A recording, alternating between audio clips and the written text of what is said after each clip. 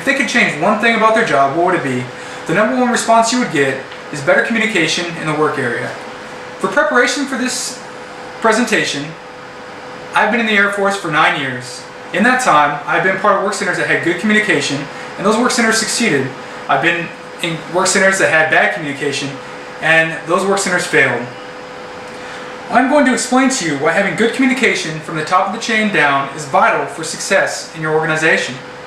You will see just how catastrophic a break in the chain of communication can be, and I'll also show you 3 easy steps you can take in your work center to improve communication. First, let us look at some barriers that we must overcome if we want to achieve proper communication throughout the work center. First, interpersonal barriers. This can occur when you are speaking to someone that has their own ideas and does not want to hear anybody else's point of view. To break this, you must be open-minded. Do not pass judgment. Not only listen to the person speaking, but hear and process the information before coming to a conclusion. Another barrier is language barriers. They may occur when working with employees with diverse cultural backgrounds, such as with the military. You must realize not everyone is from the same cultural background as you, and with cooperation and patience, you can overcome this barrier.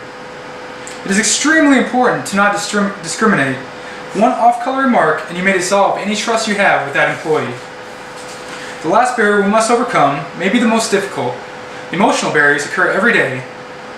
They occur when you are having a bad day or distracted by other events. When this happens, it is almost impossible to receive clear communication from a coworker or your boss.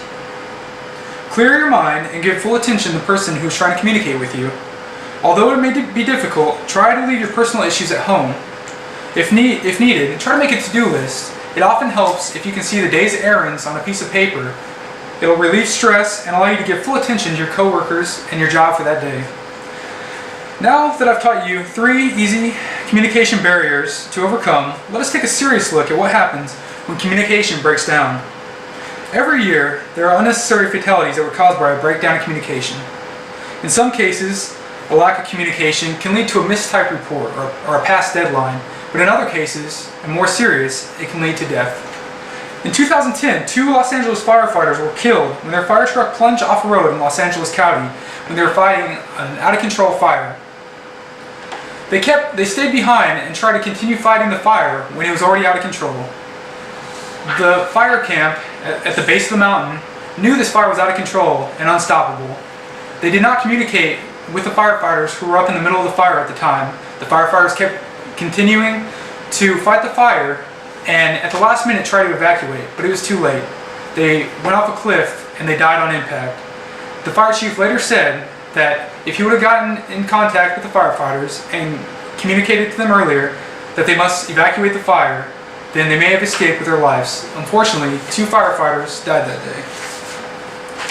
Now that you see the severity of a breakdown in communication, let me show you 3 ways to improve work center communication that are guaranteed to help. One great way to improve communication in your work center is to conduct team building exercises. This is very helpful. Try gathering employees in an off-duty location after work hours to socialize. It often helps employees communicate better with each other and their bosses if they know each other on a more personal level. It will also help sharing ideas and build trust and morale within the work center, leading to a better work environment and better communication when you return to the job the next day. Equally important is having communication at all levels. Often, communication stops at the top and communication at the bottom does not reach the highest levels. Employees must feel they have a voice and ears to all levels of command. Having communication at all levels keeps everyone informed and makes everyone feel like they are a part of the work center. Lastly, encourage employees to share ideas. Having an open forum to discuss ideas will lead to trust among the unit and will allow the work center to come up with new ideas. Try holding morning briefings and pass along information that the employees need to learn for that day. Also open it up for questions and see if employees would like to share their ideas. This will often help to create new ideas and will have a more comfortable communication chain between supervisors, employees, and coworkers. Let us summarize. In conclusion, I have shown you the barriers that we must overcome to achieve proper communication. I have also painted you a dark picture of what is at stake when communication breaks down. Lastly, I taught you 3 techniques that are proven to work to build communication between employees and supervisors. Hopefully I've shown you enough evidence to prove just how important communication can be. Next time you are at work, ask yourself, does my work and my coworkers have my full attention today? If not,